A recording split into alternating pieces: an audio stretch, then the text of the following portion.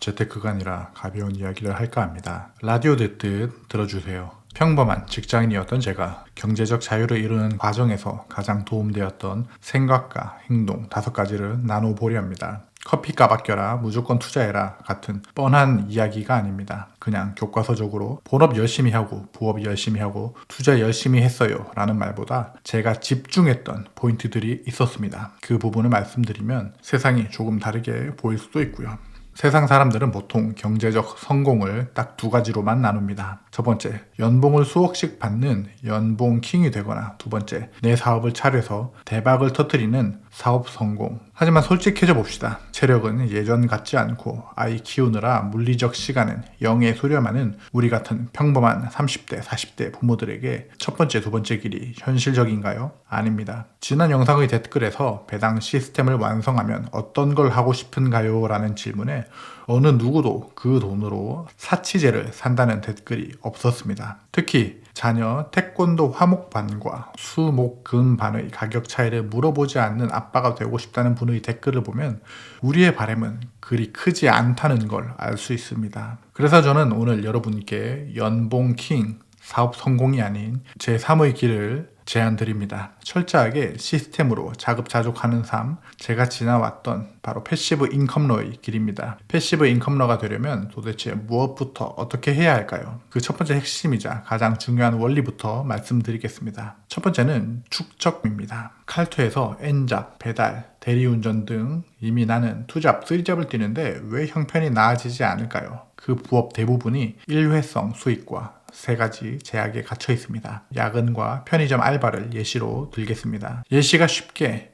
야근도 부업의 일부라고 해보죠. 야근과 편의점 알바는 내가 일하지 않으면 야근 수당도 알바비도 나오지 않습니다. 일회성 수익이죠. 이 부분은 대부분 아실 겁니다. 이제부터 중요합니다. 이런 부업은 시간적 제약이 있습니다. 야근을 하루 10시간 이상 할 수 있나요? 못합니다. 편의점 알바를 본업과 겹쳐서 할 수 있나요? 못합니다. 이런 부업들은 시간적 제약이 있습니다. 그리고 공간적 제약이 있습니다. 편의점이나 회사 등 특정 장소에 매여 있어야 합니다. 이 말이 무슨 뜻이냐? 자본이 없다면 내가 돈을 벌어야 합니다. 그런데 내가 돈을 벌 수 있는 공간이 꼭 어디를 가야 한다는 겁니다. 한두 시간이 생겼는데 지금 돈 벌고 싶어 하면서 여러분은 바로 그 자리에서 돈을 벌 수 있나요? 내가 돈을 벌려면 특정 장소에 가야 한다는 게 제약입니다. 그러면 가는 길, 오는 길, 시간 허비하고 꾸미는 시간도 필요하죠. 그런 제약이 공간적 제약입니다. 소유적 제약이 있습니다. 이게 가장 중요합니다. 편의점이나 야근의 결과물은 아무리 열심히 내 몸을 굴려도, 내 시간을 굴려도 그 결과물이 내 것이 아닙니다. 반면 대부분의 부자는 기업이나 부동산의 본인 지분이 있습니다. 그러나 우리가 쉽게 하는 편의점이나 야근을 하면 내 지분이 쌓이나요? 아닙니다. 내 젊음과 내 시간을 써서 만든 결과물이 이 3가지 제약에 묶여 있다면 내 인생의 주도권은 영원히 남에게 있는 겁니다. 이해하셨나요? 그렇다면 우리는 어떻게 해야 할까요?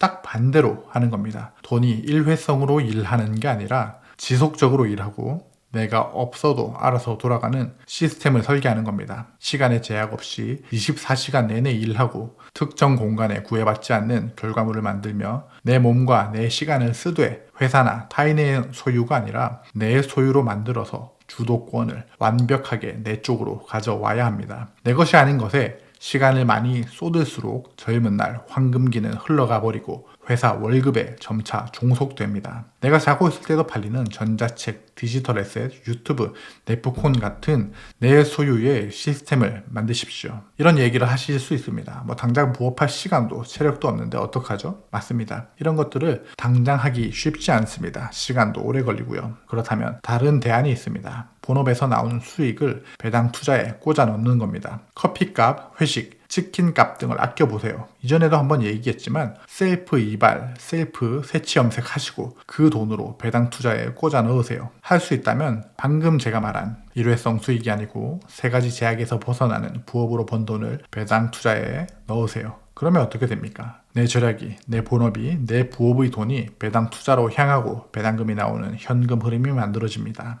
부담이 되신다면 작게 하십시오. 이번 달 본업 월급이 나온다면 딱 10만 원만 떼서 배당 ETF 한 주를 사보십시오. JPQ나 GPQ 등을 사보세요. 내가 잠을 자는 동안에도 살아서 움직이며 나를 위해 일하는 기적을 직접 두 눈으로 확인하셔야 합니다. 그 작은 성취가 패시브 인컴의 출발점이 되고 그 길이 이어지는 순간 노후의 불안이 기대감과 설렘으로 바뀔 겁니다. 제가 방금 말한 것들, 부업을 해라, 배당 투자를 해라, 여기에 꽂히시면 안 됩니다. 맥락을 파악하셔야 됩니다. 일회성 수익이 아니고 세 가지 제약, 시간 제약, 공간 제약, 소유 제약이 없는 내 결과물을 만드는 시스템, 이게 핵심입니다.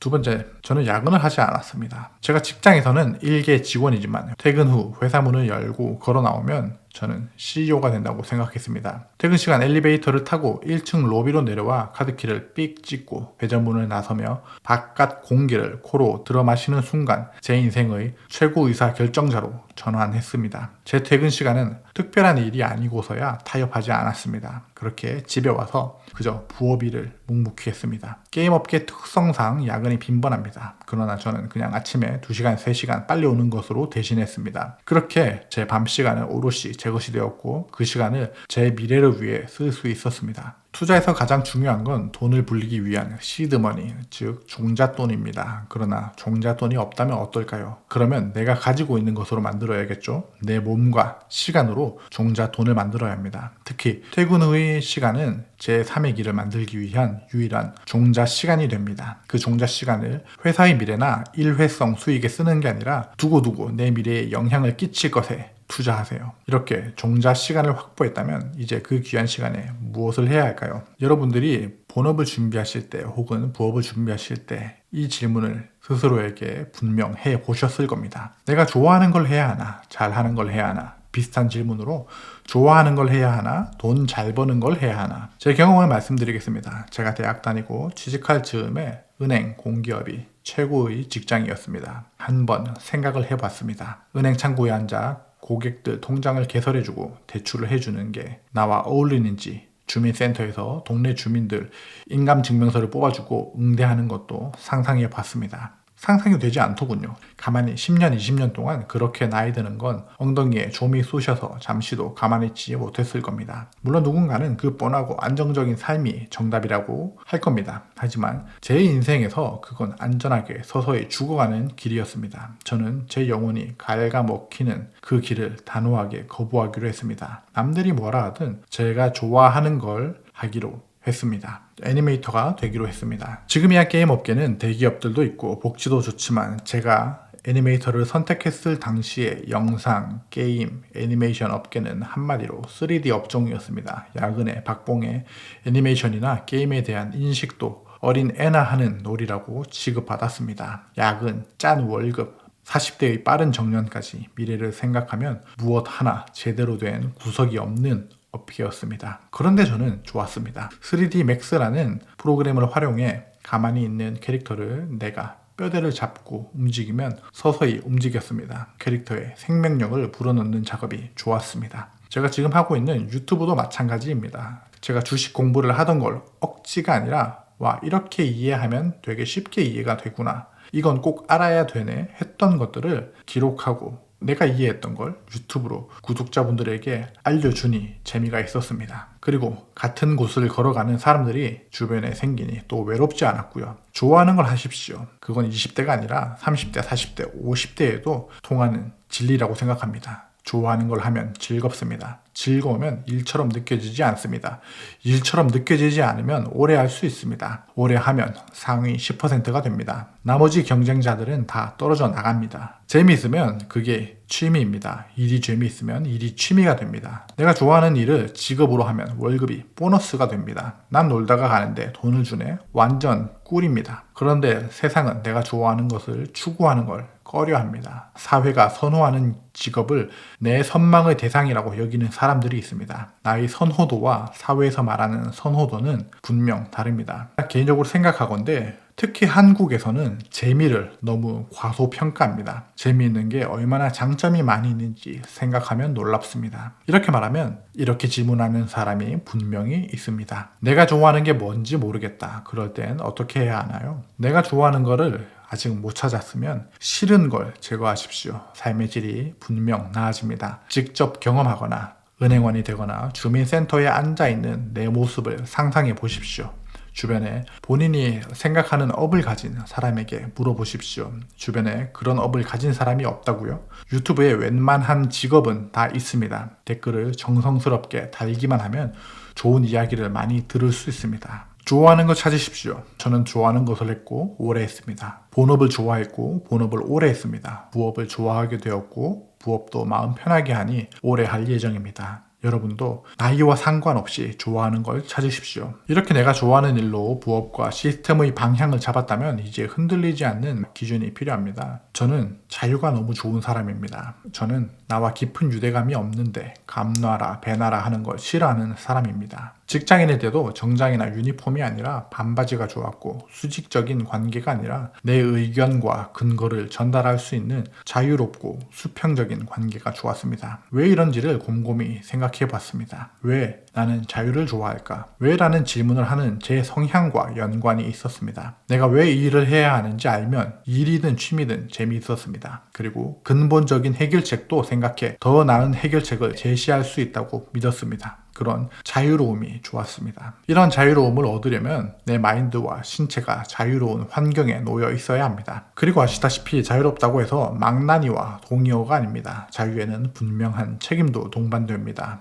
회사에 자유를 적용해보면 9시에서 출근해서 6시에 퇴근하는 9to6 회사가 있고 자기가 출근 시간을 스스로 정하고 이후 8시간을 일한 다음 퇴근하는 유연 근무제가 있습니다. 저는 첫 번째, 두 번째 회사에서 고정 출퇴근제였고 두 번째 회사에서 중간에 유연 근무제로 바뀌었습니다. 유연 근무제 맛보면 9to6 고정 출퇴근제 회사로 돌아가지 못합니다. 너무 좋거든요. 유연 근무제는 스스로의 근무와 일을 책임진다는 의미입니다. 저에겐 유연 근무제도 자유의 일종이었습니다. 이전의 고정 출퇴근제였으면 병원, 주민센터, 은행 갈 일이 있으면 반차를 써야 가능했습니다. 그런데 유연 근무제를 하면 내가 9시에 볼일 보고 10시나 11시에 출근을 해도 되는 겁니다. 심지어 그때 출근하면 출퇴근길이 막히지도 않고 버스에서 지하철에서 앉아갈 수 있습니다. 그 1시간의 자유가 너무 평화로운 분위기를 내게 선사하는 겁니다. 내가 10시에 출근하는 자유를 가짐과 동시에 회의나 팀 내의 협업에서 책임에 대한 주도권이 내게 이전된 것도 마음에 들었습니다. 유연 근무제의 그 자유로움과 책임이 좋았습니다. 두 번째는 포괄임금제 폐지와 야근 수당도 자유와 연관이 있습니다. 내 노동의 값, 내 시간의 값을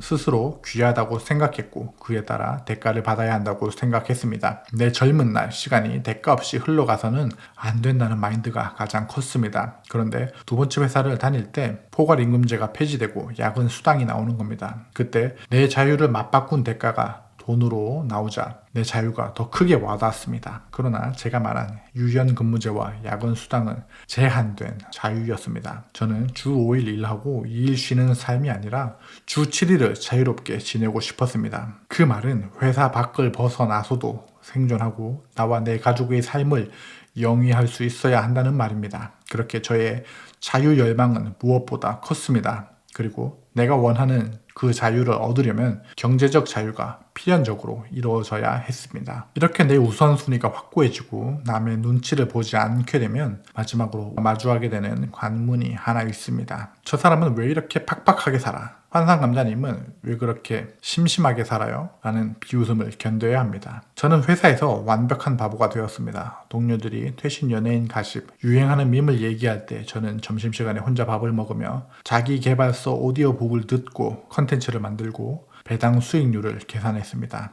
지금이면 약간 이런 느낌이겠죠. 환상감자님 두충쿠 먹어봤어? 환상감자님 충주맨 퇴사 이야기 들었어? 김햄찌 보고 있어? 이번 에피소드 엄청 웃기던데? 이런 이야기에 내가 술술 대답하고 있다면 내 시간은 파이어족을 이루는 것과 정확히 반대로 가는 중인 겁니다. 저는 동료들이 주말에 뭐 했냐고 물어보면 그냥 집에 있었어요 라고 재미없게 넘겼습니다. 취미가 뭐냐고 물어보면 취미요? 그냥 책 읽기나 자요 라고 게으르고 바보스럽게 넘겼습니다. 이게 반은 의도적인 거고 반은 진짜였습니다. 내 인생의 최고 의사결정자 CEO가 되어 퇴근 후 평일 밤, 휴일, 주말 밤낮을 엔잡과 재테크를 위해 시간을 갈아 넣으면 회사 가면 정말 개인적으로 할 말이 없었습니다. 예능이나 쇼츠를 볼 시간이 없었기 때문입니다. 그 시간 동안 생산자로 활동했습니다. 그래서 회사에서 고독해집니다. 그런데 말입니다. 무리에서 이탈하기 위해선 고독을 견뎌야 합니다. 저와 비슷하게 엔잡하며 배당 투자하며 직장 다니시는 분들도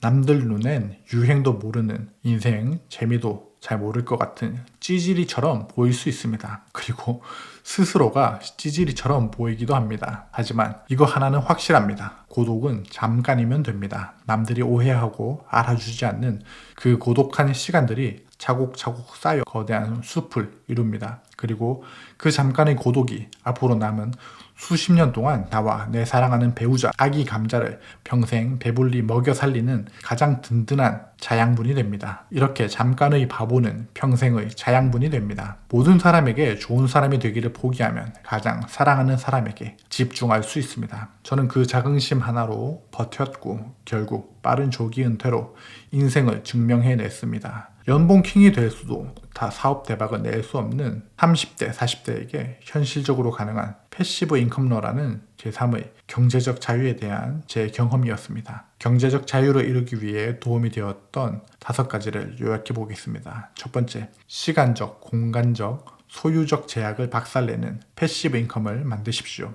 두 번째, 야근을 하지 마십시오. 내 개인 시간은 종자 시간입니다. 세 번째, 좋아하는 일을 오래 하십시오. 네 번째, 우선순위를 분명히 정하십시오. 저는 자유가 좋았고 그 마인드를 끝까지 끌고 왔습니다. 다섯 번째, 잠깐의 바보가 내 가족을 구합니다. 어깨에 뼈를 묻을 줄 알았던 제가 남의 눈치 안 보고 제 인생의 CEO로 살게 된 진짜 이유 5가지입니다. 자, 이제 선택은 여러분의 몫입니다. 남의 세계에서 엑스트라로 늙어가시겠습니까? 아니면 단돈 10만 원이라도 내 시스템을 굴리며 제3의 길을 걷는 긍지 높은 바보가 되시겠습니까? 여러분이 흔들리지 않도록 다음 스텝을 함께 밟아 나가겠습니다. 감사합니다. 환상감자였습니다.